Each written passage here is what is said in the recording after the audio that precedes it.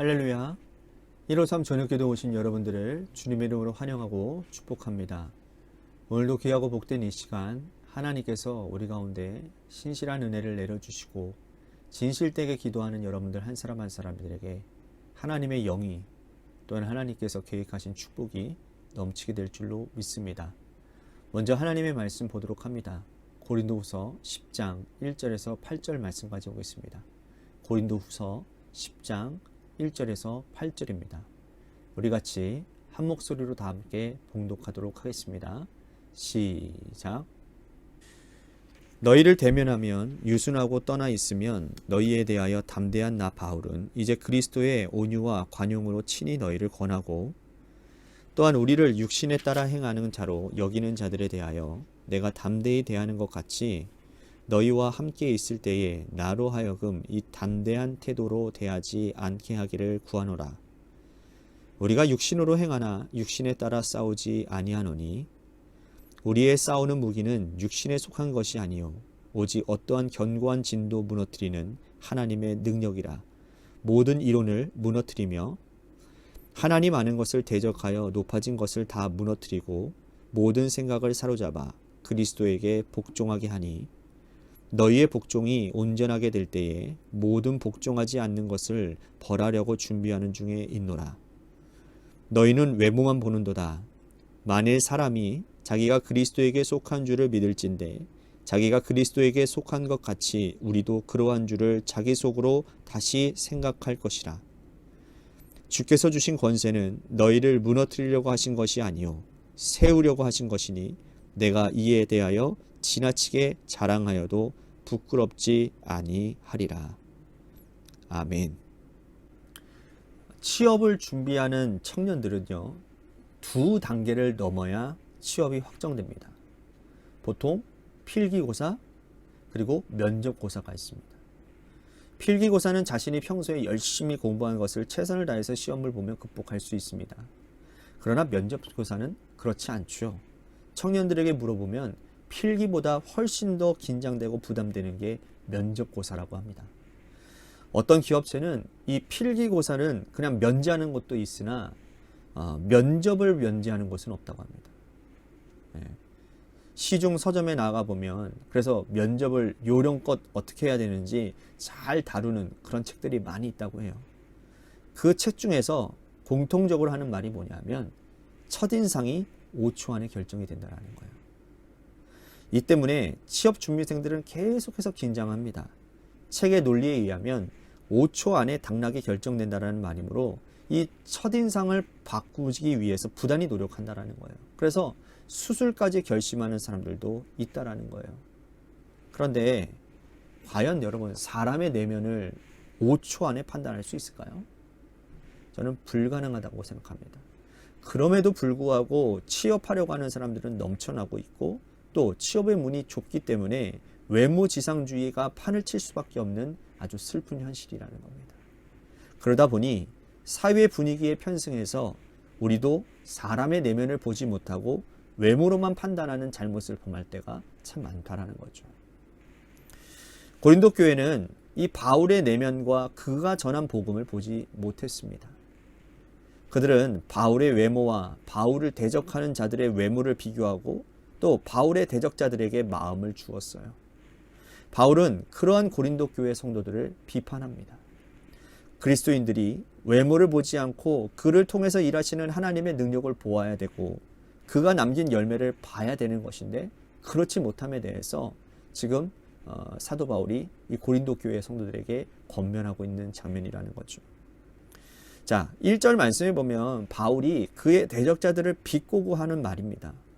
바울은 얼굴을 마주 대하여 대면할 때에는 비굴할 정도로 유순하나 떠나 있을 때에는 무서운 말로 쏟아내며 강하게 편지를 쓰는 이중적인 사람이니 그를 믿지 말라라고 비난을 했다라는 거예요.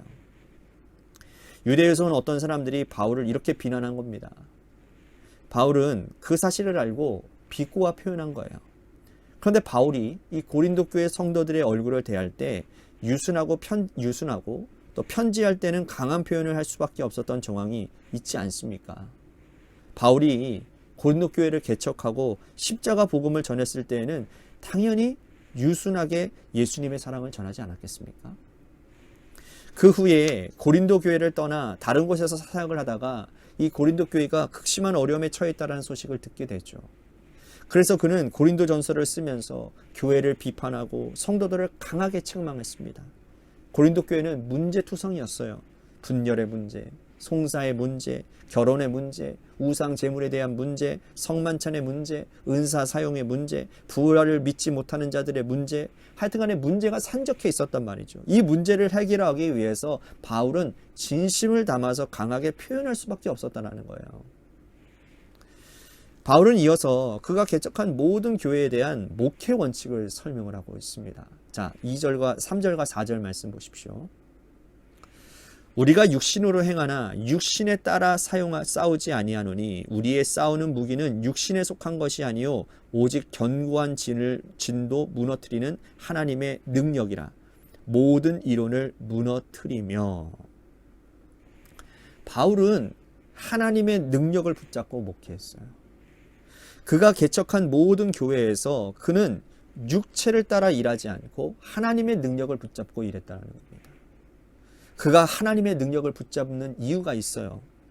여러분, 고린도에 오기 전에 그는 아테네에서 복음을 전했거든요.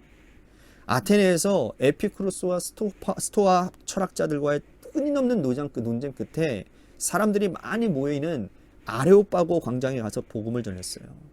그곳에 가서 전한 복음은 철학의 바탕을 둔 설교였습니다. 아테네의 많은 철학자들과 시민들 앞에서 그는 세상 지식을 바탕으로 설교를 했단 말이죠. 그런데 그의 열매는 어떻습니까? 참담했습니다. 그 후로 그는 사람의 지식과 세상의 말이 아닌 오직 하나님의 능력으로만 설교하겠다고 결단했습니다.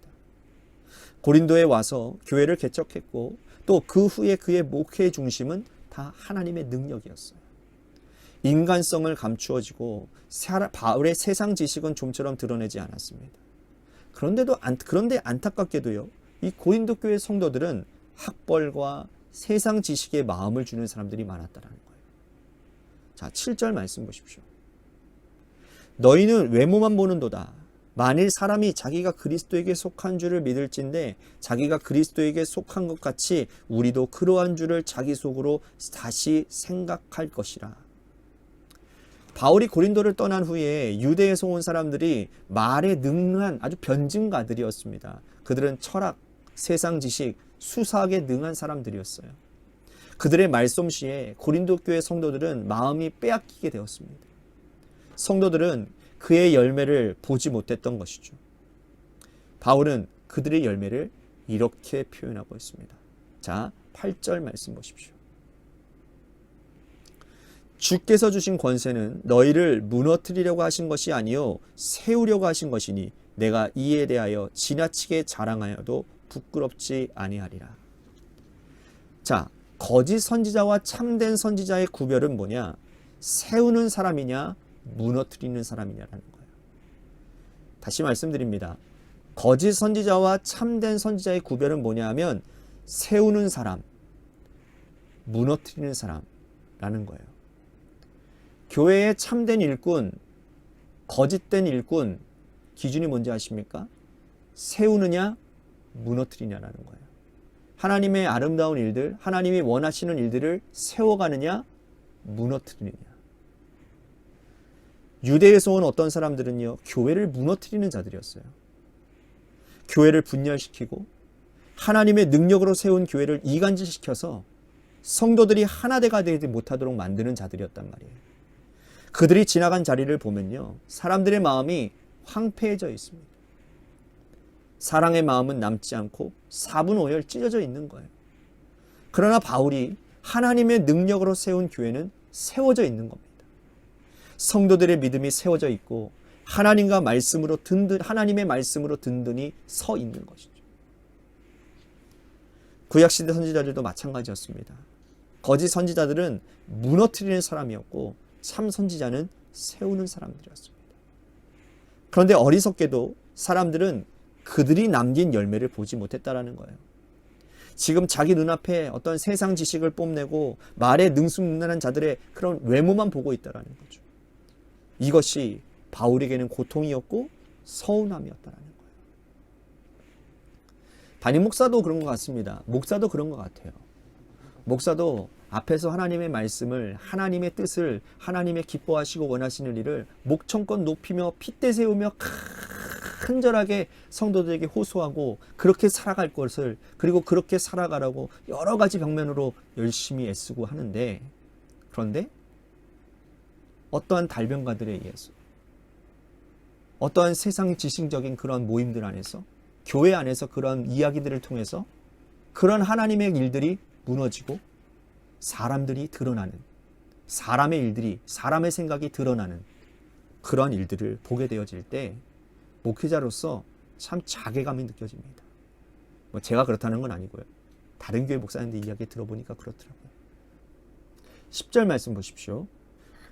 그들의 말이, 그의 편지들은 무게가 있고 힘이 있으나 그가 몸으로 대할 때는 약하고 그 말도 시원하지 않다 하니. 유대에서 온 어떤 사람들이 바울을 이렇게 비난한다라는 거예요. 바울의 말이 힘이 없고 약하고 비방했다. 약하다고 비방했다라는 거예요. 그의 글은 힘이 있지만 말은 시원치 않다라고 말하는 것입니다. 왜 그럴까요? 바울은 자기를 자랑하지 않기 때문이에요. 하나님의 말씀만 담백하게 전하기 때문이라는 겁니다. 오늘 우리는 어떤 말에 마음을 열고 귀를 기울이고 있나요? 교회 안에서의 이야기들도 마찬가지입니다. 우리가 어떤 말에 귀를 기울이고 어떤 말에 마음을 열고 있나요?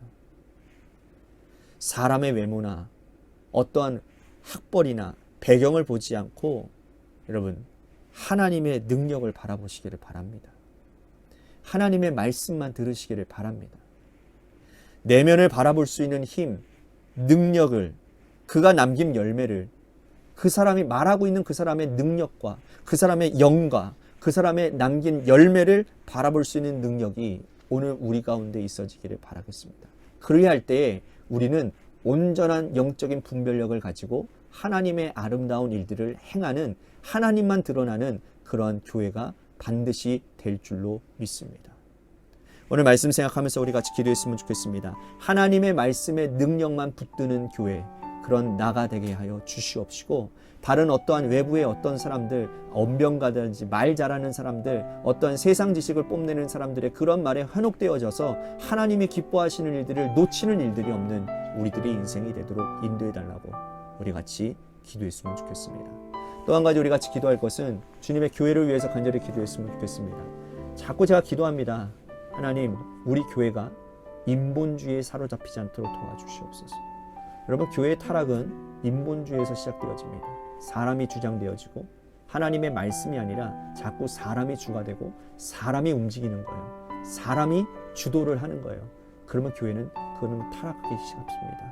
그래서 저는 늘 새벽마다 기도하는 거예요. 늘 이 시간마다 기도하는 거예요.